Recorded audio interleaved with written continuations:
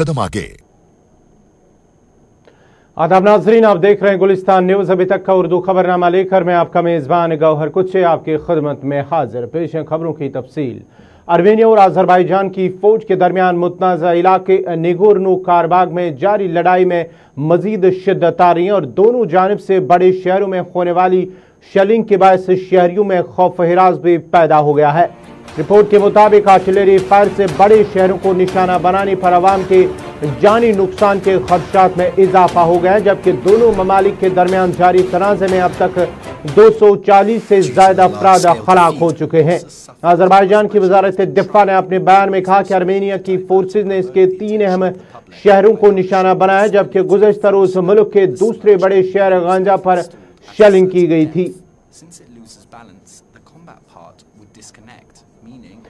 मज़ीद तफसीलात के लिए हमारे साथ जुड़ चुके हैं रहमत कलीम। रहमत, क्या कुछ ताज़ा अपडेट है? अगर हम अजरबैजान और आर्मेनिया के दरमियान जो है गुज़श्ता 12 रोज से लगातार जो है लड़ाई चल रही है, अब जो है शहरी इलाकों को भी निशाना बनाया जा रहा है। जी बिल्कुल, देखिए कुछ आर्मेनिया और अजरबैजान के दरमियान जो जंगी सूरत हाल है गुज़श्ता 10 से 11 दिन हो चुके हैं। अभी भी आलमी सतह पर जितनी भी ताकतें हैं तमाम ताकतें बुरी तरह से नाकाम होती हुई दिखाई दे रही है इस जंग को रोकने के लिए। अजरबैजान एक छोटा सा खित्ता, आर्मेनिया एक छोटा सा खित्ता, दोनों खित्तों को सपोर्ट बड़े ममालिक कर रहे हैं। खित्ते को अगर अजरबैजान की बात करें तो वहाँ तुर्की का सपोर्ट खुलेआम है, पाकिस्तान का सपोर्ट खुलेआम है। इधर दूसरी जानिब आर्मेनिया की बात करें, रूस और फ्रांस, इधर यूरोपीय ममालिक कुछ और हैं जो सपोर्ट कर रहे हैं दबे दबे, और रूस खुल करके रूस अब सामने आ चुका है। तो कुल मिलाकर के जो अभी सूरत हाल है जंग की ही सूरत हाल है। दोनों मुल्कों के दरमियान जंग जारी है और अभी तक के जो तस्वीर देखने को मिल रही है उसमें सिर्फ और सिर्फ तबाही ही तबाही है। किसी भी मुल्क का कोई फायदा होता हुआ दिखाई नहीं दे रहा है। ये और बात है कि आर्मेनिया अपने दावे कर रहे हैं, अजरबैजान अपने दावे कर रहे हैं। आर्मेनिया का दावा है कि हमने अजरबैजान को पीछे खदेड़ दिया है, उनके बहुत सारे एयरबेस को तबाह किया है, हथियार को तबाह किया, टैंक को तबाह किया है, मिसाइल को तबाह किया है। वहीं अजरबैजान का अपना दावा है कि हमने कई इलाकों पर कब्जा कर लिया है। लेकिन अभी जो अपडेट मिल रही है, जो अजरबैजान की तरफ से खबर मिल पाई, अजरबैजान का दावा किया गया कि जिब्रील खित्ते के कई गांवों पर अजरबैजान ने कब्जा कर लिया है। रहमत, ये भी खबर आ रहे हैं कि आर्मेनिया के जो पीएम है उनके बेटे ने आर्मी ज्वाइन किया और नौजवानों के लिए एक पैगाम भी भेजा है इस हवाले से जो दोनों के दरमियान जो लड़ाई चल रही है। जी देखिए, बिल्कुल आर्मेनिया के वज़ीर आज़म के बेटे ने अब सीधे तौर पर फौरी तौर पर आर्मेनिया की जो आर्मी है उसमें अपनी हिस्सेदारी शामिल कर ली है और वो आर्मेनिया के फोर्सेज में ज्वाइन किया है। और इसके पीछे एक ख़ास वजह है और ख़ास वजह यह है कि वहाँ के जवान हैं उन तमाम को एक ख़ास पैगाम देना चाह रहे हैं कि अभी वक्त की ज़रूरत है, मुल्क को आपकी ज़रूरत है। और जो नौजवान है वो बढ़ चढ़ कर बड़ी तादाद में आ चुके हैं। छोटा सा खित्ता है जिस पर बड़े लोगों का साथ मिल रहा है दोनों खित्तों को, तो इस जंग में बड़ी तादाद में फोर्सेज की जरूरत होगी। इसीलिए नौजवानों को उकसाने के, नौजवानों को उभारने के लिए, कहीं ना कहीं एक रास्ता दिखाने के लिए, एक खास पैगाम देने के लिए और साथ ही साथ अपने जवानों की हिम्मत अफजाई के लिए वज़ीर आज़म का बेटा अगर आगे आ रहा है फ्रंट लाइन पे, तो एक खास पैगाम देना है कि हिम्मत हमें रखनी है, हम लड़ेंगे, हम आगे चलेंगे, हम जीतेंगे। तो ये एक खास पैगाम के तहत वज़ीर आज़म के बेटे ने एंट्री ली है मिलिट्री में, आर्मेनिया की मिलिट्री में, और वो फ्रंट लाइन पे अभी मोर्चा संभालते हुए नजर आ रहे हैं। एक दूसरी बात यह है कि आर्मेनिया की तरफ से कहा गया कि जब तक के आलमी सतह पर रूस, फ्रांस और अमेरिका की क़यादत नहीं होती तब तक के हम बातचीत के लिए तैयार नहीं है। अजरबैजान का कहना है कि हम वो जमीन जो है नगोर्नो काराबाख का, वो हमारी जमीन है। जो आलमी अदारे हैं या फिर अक़वाम मुत्तहिदा की जो करारदाद उसमें है, उस करारदाद के मुताबिक अजरबैजान का वो हिस्सा है जिस पर आर्मेनिया ने कब्जा किया हुआ है या फिर आर्मेनियाई हुर्रियत पसंदों का कब्जा है, वहां सरकार है उनकी। तो अब आर्मेनिया से बार बार कहा जा रहा है कि अगर आप चाहते हैं मसले का हल हो तो आप फौरी तौर पर उस जगह को खाली कर दीजिए, वो जमीन हमारी है, वहां के शहरी हमारे हैं, इसलिए हम उस पर हुक्मरानी करेंगे। अब देखना यह है कि चूंकि आलमी सतह पर हमें खबर यह भी मिल पा रही है कि इधर से रूस के हथियार अब पहुंचने वाले हैं, कुछ देर में रूस के हथियार से भी अब बाज़ाब्ता तौर पर कहीं ना कहीं निशाना बनाया जाएगा अजरबैजान को और तुर्की को, जो तुर्की के हथियार से निशाना अब तक बनाया जाता रहा है अजरबैजान को। तो रहमत, अगर हम दूसरी तरफ बात करेंगे, जिस तरह से इजराइल और जो है अजरबैजान को उन्होंने हथियार दिया, उसकी वजह से भी जो आर्मेनिया और इजराइल के दरमियान जो है वहां पर तलखी हुई है, उनके जो रिश्ता है उसमें मजीद जो है रिश्ते में मजीद कड़वाहट नजर आ रही है।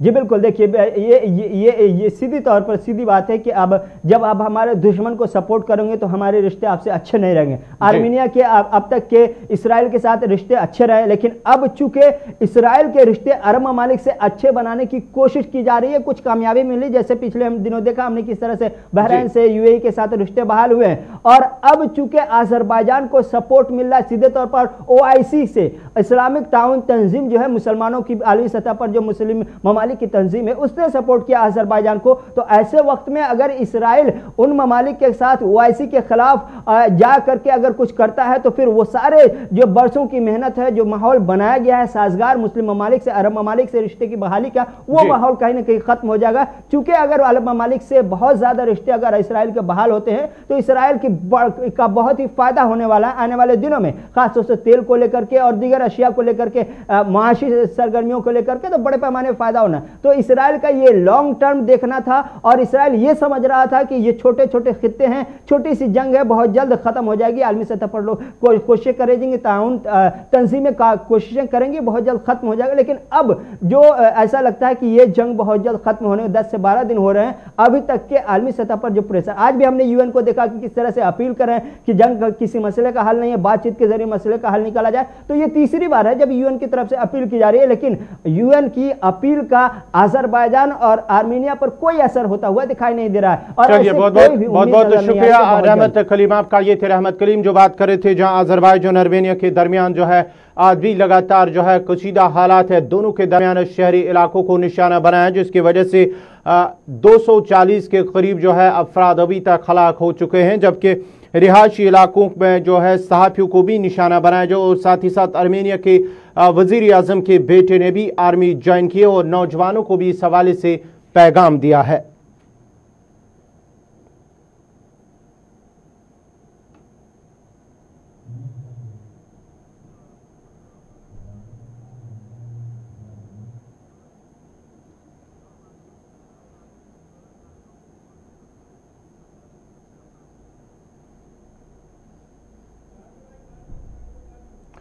किसानों की तरफ से जहां एहतजाज जारी, कानून के हवाले से जहां एहतजाज लगातार जारी है, वो इस सिलसिले में राहुल गांधी और सुरजेवाला इस वक्त प्रेस से खिताब कर रहे हैं। पहले वो सुनते हैं कि वो क्या कह रहे हैं।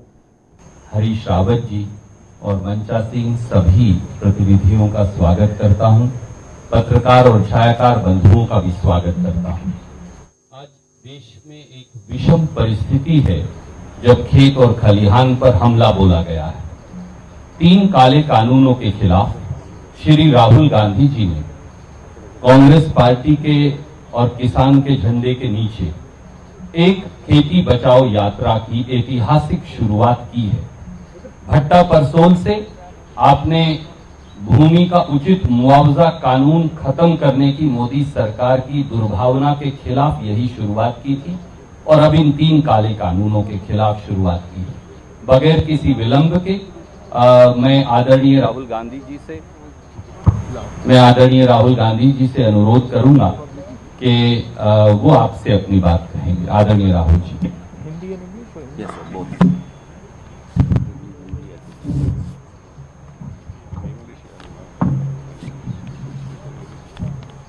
धन्यवाद रणदीप जी, अमरिंदर सिंह जी, झाकड़ जी, प्रणीत कौर जी, कांग्रेस पार्टी के हमारे सीनियर नेता हरीश रावत जी, प्रेस के हमारे मित्रों, आप सबका यहाँ बहुत बहुत स्वागत। जैसे आप जानते हैं हमारी ये यात्रा इन 3 काले कानूनों के खिलाफ है। ये जो कानून प्रधानमंत्री जी ने बनाए हैं, ये जो खेती का एग्जिस्टिंग स्ट्रक्चर है, फूड सिक्योरिटी का एग्जिस्टिंग स्ट्रक्चर है, उसको खत्म करने का, नष्ट करने का तरीका है। जैसे पहले भाई और बहनों नरेंद्र मोदी जी ने नोटबंदी की, उसके बाद जीएसटी की, और कोरोना के समय उन्होंने किसानों को, मजदूरों को, छोटे बिजनेसेस की कोई मदद नहीं की, उसी प्रकार ये भी किसानों पर आक्रमण है और इस आक्रमण को हम रोकेंगे। इन कानून के खिलाफ हम लड़ेंगे। पंजाब को इससे सबसे ज्यादा इफेक्ट होता है, हरियाणा और पंजाब को, और अगर एमएसपी जाएगी, अगर ये एग्जिस्टिंग जो स्ट्रक्चर है अगर ये टूटेगा, तो पंजाब को भविष्य में रास्ता नहीं मिलेगा। तो हम एक प्रकार से पंजाब की, हरियाणा की, उत्तर प्रदेश की, राजस्थान के किसानों की और इनकी लोगों की रक्षा कर रहे हैं। अब आप सवाल पूछिए। If you raise hands, I'll go one by one. Thank you. We'll go with you, Anand. Just wait for the mic. You raise hands, I'll note down, and then we'll do it in orderly fashion. Now, you are Beti Bachao mission, but before this आप Beti Bachao mission लेके हाथरस जा रहे थे। हमारे सामने हमने देखा था पुलिस ने कैसे आपको धक्का दिया। उसके बाद प्रियंका जी के साथ हाथापाई हुई। करीब 500 कांग्रेस वर्कर्स के खिलाफ FIR हो गई है, जर्नलिस्ट पे भी FIR हो रही है। योगी सरकार के इस रवैये पर क्या कहेंगे? पूरे देश को धकेला जा रहा है, मारा जा रहा है, पीटा जा रहा है।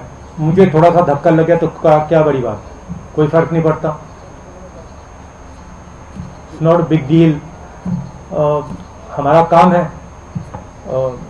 देश की जनता की रक्षा करना, देश के किसानों के साथ खड़ा होना हमारा काम है। ऐसी सरकार है, अगर हम खड़े होंगे धक्का लगेगा, लाठी लगेगी, ठीक, खा लेंगे लाठी, धक्का खा लेंगे, क्या है।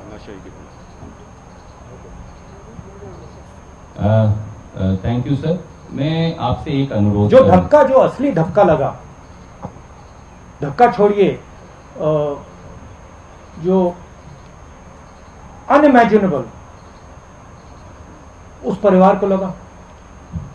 आप सोचिए, आपकी बेटी है, you have a son, you don't have a daughter, so maybe you will not understand this. People who have daughters will understand it. You might not understand the rape aspect, because that is something that Indian women have to deal with. You will certainly understand the murder aspect. Suppose someone killed your son, and then when you went for justice, they locked you up in your house, and then the DM came to your house and kicked you and threatened you and told you that if you open your mouth, the entire state of Uttar Pradesh will sort you out, and then told you, don't worry, all these protesters, they will go away, Rahul Gandhi will go away, but we will be here. Now you get a feeling, get a sense of how you would feel. That is how that family felt.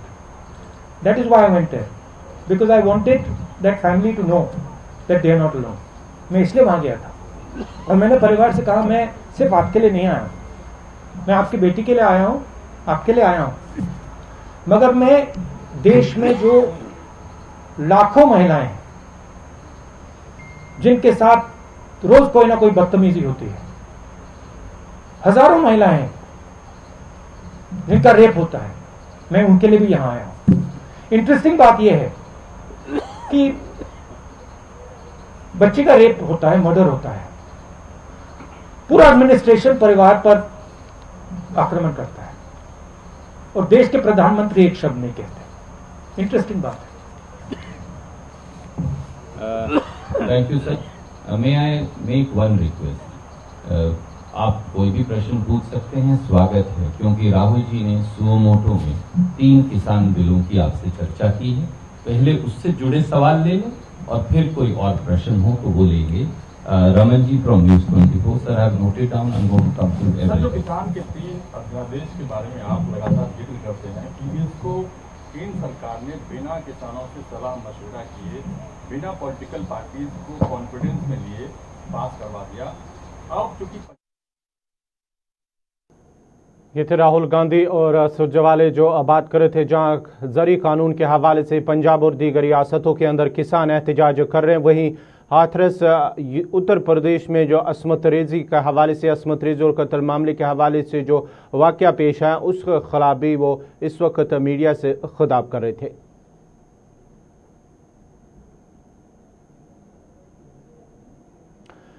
Changan bypass Pampore के करीब गुज़श्ता रोज militant हमले में जांबाग हुए 2 CRPF एहलकारों को आज CRPF headquarter में एक तकरीब के दौरान खराज अकीदत पेश किया गया। इस मौके पर फौज, सीआरपीएफ और पुलिस के आला अफसरान मौजूद थे, जिस दौरान जांबाग हुई सीआरपीएफ एहलकारों की लाशों पर गोलबारी की गई, जिसके बाद दोनों एहलकारों को पूरे एजाज के साथ उनके आबाई इलाका रवाना किया गया।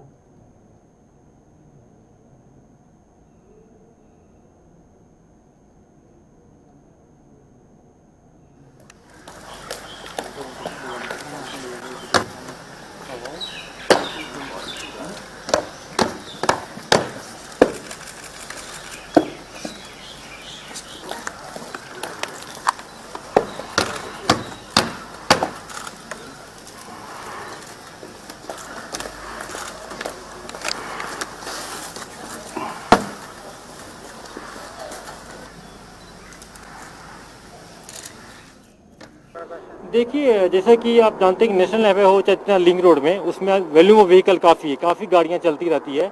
उसमें मिलिटेंट्स को बाइक में चलने में इजी होता है, क्योंकि हम लोग 100% हर एक व्हीकल को चेक नहीं कर सकते। इसे ट्रैफिक जाम हो सकता है। किसी खबर पर इंफॉर्मेशन बेसिस पर व्हीकल को चेकिंग करते हैं हम लोग। तो घबराने की कोई बात नहीं है, सिचुएशन अंडर कंट्रोल है और हम लोग बहुत जल्दी इसको न्यूट्रलाइज कर लेंगे। कुछ रिपोर्ट्स आए थे कि ये कुछ वर्चुअल सिम्स का यूज कर रहे हैं, तो सर उस बारे में क्या कहेंगे? वर्चुअल नंबर यूज होता है, सिम नहीं होता, वर्चुअल नंबर होता है। ये कोई भी अपलोड कर सकता है, ये खरीद सकता है। तो क्या चैलेंजिंग है वो? हाँ, चैलेंजिंग रहा, शुरू से रहा। ये पूरे वर्ल्ड में वर्चुअल नंबर चैलेंजिंग होता है, लेकिन उसका भी कार्ट हम लोग टेक्नोलॉजिकल उसका सोल्यूशन निकाल रहे हैं, मिल जाएगा जल्दी। तो सर आइंदा क्या प्रिकॉशंस लिए जाएंगे, खासकर नेशनल हाईवे की अगर हम इसको भी हम लोग नहीं शेयर करेंगे, ये हम लोग इंटरनल एसओपी का। मरकजी हुकूमत के जम्मू और श्रीनगर शहर को स्मार्ट सिटी मंसूबे के तहत जम्मू शहर में म्यूनिसिपल कॉरपोरेशन की जानिब से LED लाइटों को नस्ब करने का सिलसिला जारी है। जम्मू म्यूनिसिपल कॉरपोरेशन की जानिब से शहर के मुख्तलिफ इलाकों में स्मार्ट सिटी प्रोजेक्ट के तहत करीब 1 लाख LED लाइट्स नस्ब की जाएगी। मुतलका हुकाम के मुताबिक स्ट्रीट लाइट नस्ब करने का मंसूबा कई माह पहले पाई तकमील तक पहुंचाया जाना था, ताहम कोविड के नतीजे में जारी लॉकडाउन की वजह से मंसूबे में ताखीर हुई है।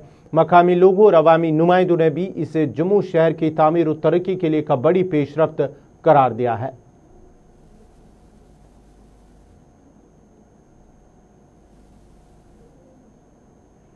बहुत अच्छी बात है। जब से इस समय हम 14 नंबर वार्ड में खड़े हैं, हमारे कारपोरेटर प्रमोद कबाई जी वैसे तो दिन ब दिन हर छोटी से छोटी ज़रूरत को वो पूरा कर रहे थे, लेकिन ये जो नई गवर्नमेंट ने स्कीम निकाली है कि सारी लाइटें चेंज कर रहे हैं, ये अपने आप में बहुत बड़ी बात है, क्योंकि इसमें एक तो नई टेक्नोलॉजी की सारी लाइटें हैं।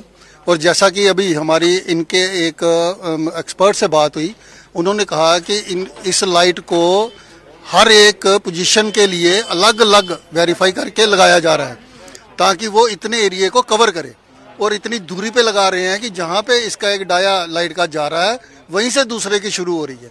ये एक बहुत बड़ी टेक्निकल बात है, क्योंकि आज तक एक पूरे मोहल्ले में 1 लाइट या 2 लाइटें होती थी, और अक्सर इसी बात के लिए झगड़े भी होते थे कि हमारे इधर लाइट नहीं है, उधर लाइट नहीं है।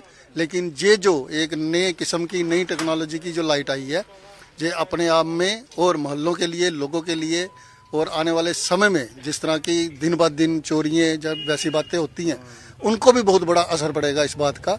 जी, बहुत बढ़िया काम कर रहे हैं कॉर्पोरेटर कपाई साहब की रहनुमाई में, काम बहुत बढ़िया हो रहा है। पहले यहाँ पे क्या रहता था कि बहुत अंधेरा रहता था गलियों में, और बहुत हमारे यहाँ पे जैसे बच्चों की सिक्योरिटी नहीं है, रात को बच्चों ने ट्यूशन पढ़ के आना है जाना है, खास करके लड़कियों की सुविधा बहुत बढ़िया हो गई है। कोई आता जाता कोई भी किसी को छेड़छाड़ नहीं कर सकता है। बहुत security matter point of view से बहुत बढ़िया काम हुआ है। और हमने ये लेटेस्ट पता लगा कि ये लाइटें जो हैं ये 70 वाट की हैं। पहले जो पुरानी लाइटें थी वो 35 वाट की लाइटें थी, उनकी रोशनी कम फैलती थी। अब इसकी लाइटों का जो फोकस है ये कम से कम 60-70 फुट कह रहे हैं, दोनों साइड फोकस करेगा। और हमारा पूरा सफाई कर्मचारी से लेके कमिश्नर तक हम लोग से एक टीम की तरह काम कर रहे हैं। इसमें हमारे जो हाउसिंग एंड अर्बन डेवलपमेंट के प्रिंसिपल सेक्रेटरी हैं धीरज गुप्ता जी, उनका बड़ा सहयोग है। LG साहब का सहयोग है जम्मू और कश्मीर श्रीनगर दोनों शहरों पे। इसी तरह श्रीनगर में भी काम हो रहा है। आने वाले समय में ऐसा शहर ये बनेगा। वैसे भी ये मंदिरों का शहर है, बड़ी बड़ी दूर से यात्रु आते हैं, फॉरेन से भी आते हैं। इस तरह के बहुत से प्रोजेक्ट बन रहे हैं। मानतलाई के अंदर भी एक इंटरनेशनल योगा सेंटर बन रहा है, हमारी रिंग रोड जो कंप्लीशन की तरफ चल रही है, 4 लेन अखनूर रोड जो पुंछ वाला वो धड़ाधड़ काम चल रहा है। इतने प्रोजेक्ट्स आने वाले समय में आर्टिफिशियल लेक का काम भी आपको देखने को मिलेगा। गंडोला हमारा शुरू हो गया है, हमारा ये तवी रिवर फ्रंट का काम, इसके ऊपर भी हम फोकस कर रहे हैं। छत्तीसगढ़ बॉर्डर का काम हो, ग्राना बेडलैंड का हो, जो ग्राना में है, यहाँ जम्मू जू जो नगरोटा के अंदर बन रहा है उसके ऊपर भी काम तेज़ी से चल रहा है। हमारी जो मुबारक मंडी हेरिटेज है, यहाँ से हमें जब हिंदुस्तान से हम जुड़े थे तो ये वही मुबारक मंडी है, वहाँ से हस्ताक्षर हुए थे महाराजा हरि सिंह के, तभी जाके हम हिंदुस्तान के साथ जुड़े थे, नहीं तो हम पाकिस्तान के। सर्वग्नी बनिहाल में लोग बुनियादी सहूलियात से महरूम हैं, जिसकी वजह से मकामी लोगों की पसमानदा तर्ज की जिंदगी बसर करना पड़ रही है। मकामी लोगों ने इंतजामिया पर इल्जाम आयद करते हुए कहा कि पहाड़ी पर वाक़ा मंसूरा गाँव की तरफ कोई तवज्जो नहीं दी जा रही है, जिसकी वजह से उनको पसमानदा तर्ज की जिंदगी बसर करना पड़ रही है। मकामी लोगों ने इंतजामिया को तनकीद का निशाना बनाते हुए कहा कि गाँव के अंदर कोई सहूलियात मैसर नहीं है, न ही कोई बड़ा अस्पताल है और न ही बच्चों को मयारी तालीम फराम करने के लिए बेहतरीन इदारा है। लोगों का कहना है कि इलाका दूर दराज होने की वजह से बुनियादी सहूलियात से महरूम है, जबकि तालीम की हालत नहायत ही खस्ता है और बच्चों को तालीम जारी रखने के लिए दूर दराज के स्कूलों का रुख करना पड़ता है। मकामी लोगों ने इल्जाम आयद करते हुए कहा कि बिजली और पानी की हालत नहायत ही खस्ता है और सड़कों की भी हालत बद से बदतर होती जा रही है।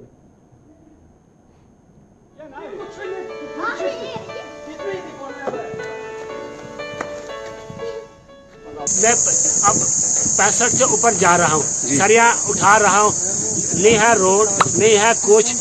हमें अगर डिलीवरी होती है कंधे पे उठाकर वो दम तोड़ बैठता है, बीमार रामसो तक पहुँचे जी। और राशन हर गांव में मिलती है, हमें जनाब रामसो में मिलती है और वहाँ से 200 रुपये हमें तोड़े कम लगता है, तो बहुत मेन प्रॉब्लम जनाब। हम गरीब लोग हैं जनाब, वोट लिया, कस्में हर एक ने किए, बस वादा किया तो हम जनाब रोड देंगे, बस जीतते हमें जिताओ हम रोड आपको देंगे। जनाब वो ख्वाब निकल गया, जो तरस रहे लोग वो भी मर गए, हम भी मरने के काबिल है, तो रोड कभी आ नहीं रहा। हमारा गर्ल्स मिडिल स्कूल यहाँ सरबगनी है, यहाँ तकरीबन 160 बच्चे ज़ेर तालीम हैं, जिसमें ज़्यादातर लड़कियाँ हैं। और लड़कियाँ जो हैं, हमारी लड़कियाँ 8 से ऊपर नहीं जा सकती हैं, क्योंकि यहाँ हमारा स्कूल जो है 12 किलोमीटर रामसू दूर पड़ता है और बीच में जंगल का रास्ता है और पुल भी हमें बहुत दूर है, तकरीबन 4-6 किलोमीटर की दूरी पर एक पुल है। एक मगरकोट में है, एक वहाँ रामसू के पीछे लाड़खेती में है और बीच में रास्ता जो ख़राब है, नीचे हमारा बिशनड़ी का नाला पड़ता है। इसमें से हमें बहुत मुश्किलात आती है और हमारी बच्चियों को आने जाने में बहुत दिक्कत होती है। इसलिए हमारी बच्चियाँ जो हैं, हद अगर हो जाए तो हमारी बच्चियाँ 10+2 भी नहीं कर सकती हैं, क्योंकि हमारा आने जाने का रास्ता बहुत दुश्वार है। हमें बाकी तो कुछ न कुछ तो करेंगे, लेकिन पहली फुर्सत में हमारे को रोड चाहिए जी। अगर हमारे को रोड नहीं मिला तो हम गवर्नर साहब से, मोदी साहब से ये अपील करते हैं कि सरबगनी वाले बहुत अच्छे हैं जी, बहुत अच्छे हैं, लेकिन जब इतने अरसे के बाद भी हमारे को रोड नहीं मिला तो हम औरतें लेके रोड पे उतरेंगे जी। उसके बाद कोई ये नहीं बोलना चाहिए कि सरबगनी वाले गलत हैं या उन्होंने गलत कदम उठाया जी, क्योंकि जब बंदा मजबूर होता है ना जी, तो उस वक्त वो फिर कुछ भी करने के लिए तैयार होता है जी। तो हमारे गवर्नर साहब से, डीसी साहब रामबन से और प्रधानमंत्री मोदी जी से यही अपील है कि हमारे को पहली फुर्सत में हमारे को रोड चाहिए। हम आपको बिल्कुल रास्ते पे दिखा रहे हैं कि ये सरवगनी का एक शख्स जिनकी उम्र तकरीबन 65 साल है और आप 65 से ऊपर ये बता रहे हैं, और ऐसे में आप देख रहे हैं सरिया तकरीबन 30 किलो वजनी जो है इनके बिल्कुल कंधे पर है, कुछ बच्चों के लिए साजो सामान। और ऐसे में आप समझ सकते हैं कि यहाँ तकरीबन 12 किलोमीटर के डिस्टेंस से रामसू नेशनल हाईवे से सरवगनी तक जो है ऐसे बुजुर्ग सामान ला रहे हैं। लेकिन काबिल अफसोस बात यह है, सरवगनी के इलाके में जहाँ पे मैंने जिक्र किया कि 6000 की आबादी पर सरवगनी का इलाका मुश्तमिल है, लीडर अपने टाइम से आते हैं, लोगों को बातें चार बोल के जाते हैं, लेकिन जो बुनियादी चीजें हैं जैसे सड़क जो है लाइफलाइन मानी जाती है। और ऐसे बुजुर्गों को आजकल की डेट में भी जो है इस कंप्यूटराइज्ड दौर में इस तरह से घरेलू सामान कंधों पे उठाना पड़ता है। और ऐसे में सवाल ये भी है कि यहाँ पर उम्र में बढ़ोतरी के बजाय कमी आती है कि जहाँ आप 90 डिग्री एंगल से हर दिन आप 12 किलोमीटर एक पहाड़ी का सफर करते हैं। स्कूली बच्चों के कैरियर पर भी जो है बहुत बुरा असर पड़ रहा है। शिमाली कश्मीर के शिरपुर सोपोर में गवर्नमेंट मिडिल स्कूल की इमारत खस्ताहाली का शिकार हो चुकी है, जो स्कूल में ज़ेर तालीम कमसिन तलबा के लिए बहुत ही ख़तरनाक साबित हो सकती है। ये स्कूल जिसमें ज़्यादातर गरीब घरानों से ताल्लुक़ रखने वाले बच्चे पढ़ते हैं, ताम इमारत की खस्ता हालत की वजह से बच्चों का मुस्तकबिल और उनकी ज़िंदगियाँ ख़तरे से दो चार है। स्कूली बच्चों के वालिदैन का कहना है कि स्कूल की इमारत की हालत इंतहाई ख़राब है और मरम्मत न होने के बायस इमारत मखदूश हो चुकी है। हम ये चाहते हैं कि तकरीबन 6 साल से ये बिल्डिंग जो है पूरी तरह डैमेज हो चुकी है। अब जो हमारे जो पारा मोहल्ला का स्कूल था, मिडिल स्कूल है, वो उसको हमने शिफ्ट कर दिया। ये जो बिल्डिंग है यहाँ एक बिल्डिंग में रह रहे हैं, तकरीबन 100 बच्चे हैं और ये इसमें मतलब ये हाई स्कूल के ये बिल्डिंग है, ये किसी भी वक्त इनको यहाँ से निकाल सकते हैं। इसलिए हम गवर्नमेंट से अपील करते हैं ताकि हमें वहाँ मतलब स्कूल बिल्डिंग उस जो पुरानी बिल्डिंग है उसको मुनहदिम करके डिसमेंटल करके नई बिल्डिंग बना दी जाए, ताकि बच्चे 100 बच्चे तकरीबन, ये छोटे छोटे बच्चे हैं, यहाँ बारिश वगैरह में नहीं आ सकते। समलोन, मैं शिरपुरा में रहता हूँ जी। मैं यहाँ का बाशिंदा हूँ, लेकिन यहाँ पे मैं जब देखता हूँ कहीं भी किसी भी साइड देखता हूँ तो लैंडस्लाइड हो रही है। यहाँ के लोग भी परेशान है, यहाँ के रहने वाले भी परेशान है और यहाँ के बच्चे भी परेशान है। जब भी हमारे बच्चे यहाँ स्कूल आते हैं तो कुछ न कुछ हादसा हो ही जाता है, या भाग के आएंगे तो वो कहते हैं कि हम अब स्कूल नहीं जाएंगे, वहाँ खतरा है, यहाँ खतरा है, हमें हर रोज़ खतरा है। मैट्रिक, अंडर मैट्रिक, हमारा हर बच्चा यहाँ अंडर मैट्रिक ही होता है, मैट्रिक पास कर ही नहीं सकता है क्योंकि उसके पास कुछ फैसिलिटी नहीं होती है सर। कि हमें यहाँ से एक बहुत बड़ी बिल्डिंग दी जाए, तो हमारे लिए हायर सेकेंडरी दी जाए, ताकि हमारे बच्चे भी कुछ न कुछ हासिल कर सके। तो ऐसे हमारे बच्चे भी दरबदर है, जैसे हम भी पढ़े। इसी के साथ ही अभी तक का उर्दू खबरनामा इख्तिताम पज़ीर हुआ चाहता है। अपने मेज़बान गौहर कुछे को इजाज़त दीजिए। अल्लाह हाफ़िज़।